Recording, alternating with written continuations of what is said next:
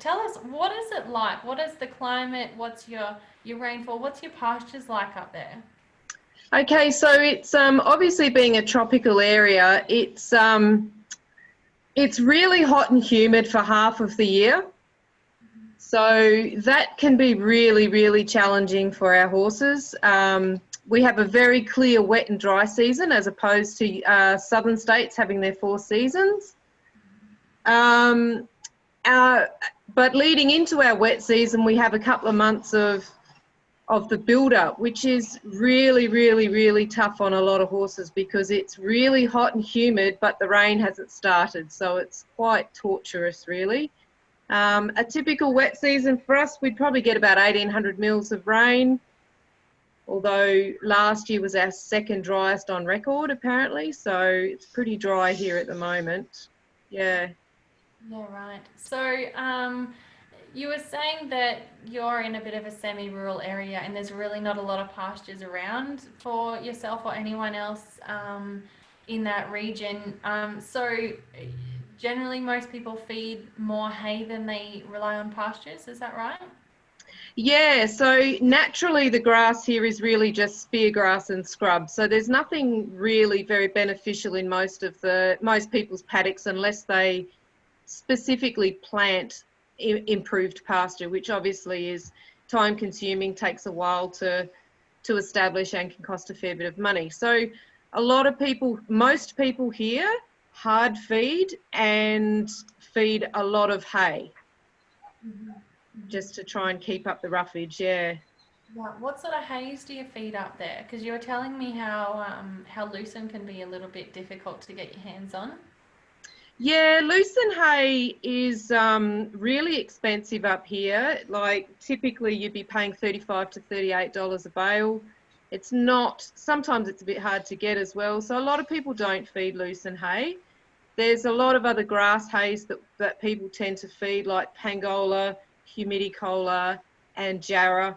There's a couple of other ones that I'm not overly familiar with. But yeah, so we feed a lot of those hays, which are just grass hay, and you know, most horses can tolerate a lot of it, and it doesn't tend to affect their energy levels or anything like that. Yeah, Yeah.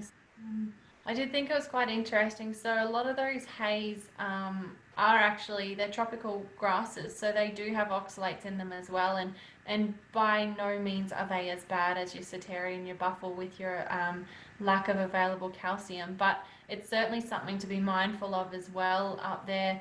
But in saying that too, you said most people hard feed. So Mitch mentioned to us a little while ago how when you're hard feeding your horses, you tend to really reduce the risk of your big head because they're eating less pasture and you're actually bringing up the calcium levels for sure. Yeah, can you elaborate a bit more on that, Mitch? Yeah, that's well, it's pretty much it there. If you're eliminating the pick in the paddock, then you're eliminating the big head issues and the risk with having that calcium deficiency. So as the workload increases and you're having to supplement in that way, it just provides a little bit better environment where you're going to reduce those instances. So yeah, Yeah, that's pretty much definitely. it. Yeah, definitely.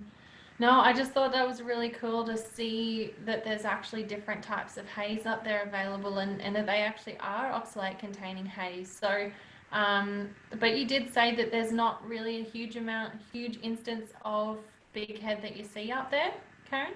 Yeah, so as I said the other day, I was chatting to my vet, and I personally haven't seen any horses or heard of any horses with it up here. And she was saying to me that she's seen some, but it's fairly rare and pretty much comes down to the fact that, as you guys have just alluded to, most people here are hard feeding because we don't have natural pasture.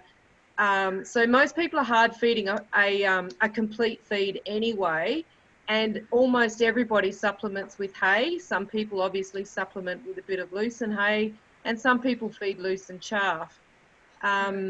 So yeah, it seems that although we've got the oxalate in the hay, we're getting around it. I guess it's just because most people here will hard feed. Yeah, yeah. And your horse is absolutely beautiful. Look at the shine in that right-hand photo. Who is this horse? Tell me about him. So this is Oki. She's my chestnut thoroughbred mare. So I've got the ultimate trio. I've had her for about 16 months now. She is so cute. She's such a lovely mare, but oh my goodness, she's a chestnut mare. So let's not ever underestimate that. Yeah, so she absolutely thrives on the sport. She gets easy sport and the easy fibre, and she always gets polished and easy light up here, always.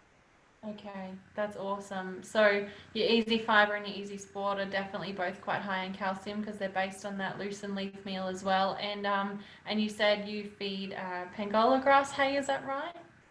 Yeah, I typically feed humidicola, but I will happily swap between Pangola and humidicola depending on what's actually available at the time of the year. I've also fed the Jarrah as well. They seem to be able to switch between those hays really, really quite easily. So twice a day, every time they get fed, they always get hay as well. So because at my place, even though I'm on a 6-acre block, it's really just bushy scrub. So there's no green pick. There's no nice grass for them at all. So always got hay.